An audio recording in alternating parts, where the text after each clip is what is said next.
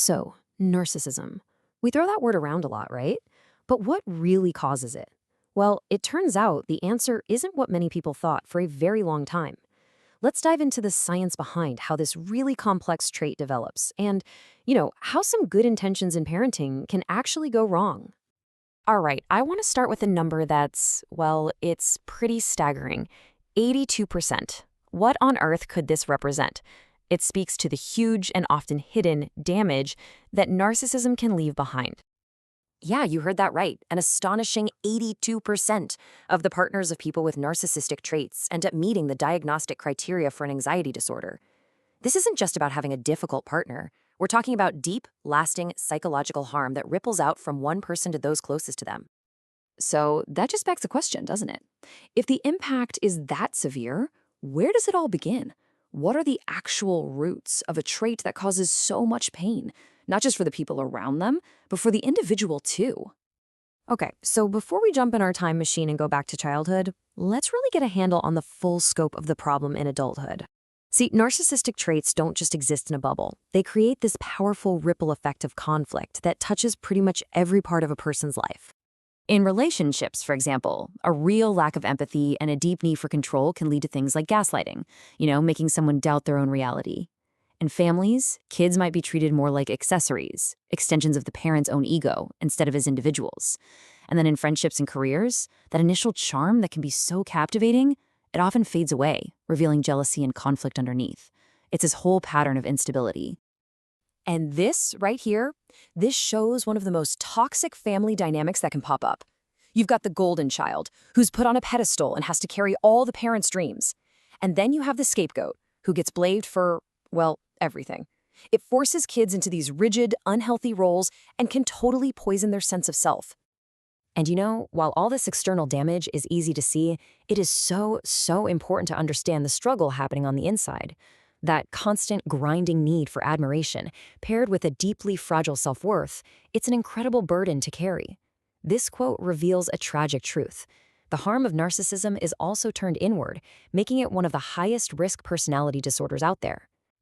So with the stakes this high, we have to ask again, where does this come from? Well, for decades, the psychological community was basically in a deadlock, split between two major theories. It was this huge intellectual battle that, believe it or not, science is finally helping us settle. On one side, you had the classic psychoanalytic theory. This was the idea that narcissism is like a shield, a defense mechanism built to protect against the pain of not feeling loved, of not getting enough parental warmth. But on the other side, social learning theory argued the complete opposite. It said narcissism isn't caused by a lack of love, but by an excess of a certain kind of praise. Basically, that kids learn to be narcissistic by internalizing their parents' inflated, superior views of them. So think about that. Two totally opposite explanations for the exact same thing. So who was right? For a long time, it was mostly just a debate. But now, thanks to some really smart, long-term studies, we have actual scientific evidence that points to a much clearer answer. And this is where it gets really interesting. This is the scientific verdict. Researchers decided to finally put these two ideas to the test, head-to-head, by looking at two very different parenting behaviors, overvaluation versus warmth. And the results were, honestly, a game changer. Okay, let's get super clear on this term because it's the key to everything. Parental overvaluation. This is not the same thing as love or warmth or affection. It's the very specific belief that your child is inherently better, more special, and more deserving of privileges than other children. It's about teaching superiority, not just giving love. Now, check this out. This table just lays it all out so clearly. In a huge study, researchers followed hundreds of kids and their parents over time. What they found was that parental overvaluation, telling your kid they're better than everyone else, directly predicted a rise in that child's narcissism, but it did nothing for their self-esteem. And on the flip side, parental warmth, just showing love and affection, predicted a rise in healthy self-esteem, but had zero link to narcissism. So, the big takeaway is this. The science gives us this incredibly clear and powerful conclusion that basically settles that old debate. It's not a lack of warmth that creates narcissism, it's the presence of overvaluation. Telling a child you love and appreciate them builds their self-esteem. Telling them they're superior to everyone else builds narcissism. Simple as that. Now, of course, it's not just about overvaluation. Other things can fan the flames, like overprotection, right?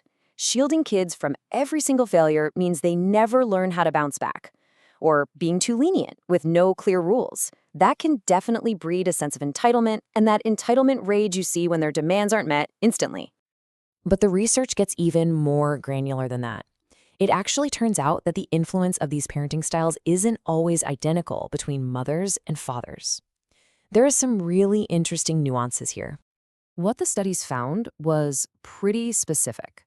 A mother's overvaluation and leniency had a direct, measurable link to higher levels of narcissism in her child. For fathers, the connection was a little more complicated. A father's overvaluation was most likely to predict narcissism when it was combined with other things, like being less caring or also being really lenient. So what do we do with all this information? Understanding the roots of the problem is always the first step toward finding a solution.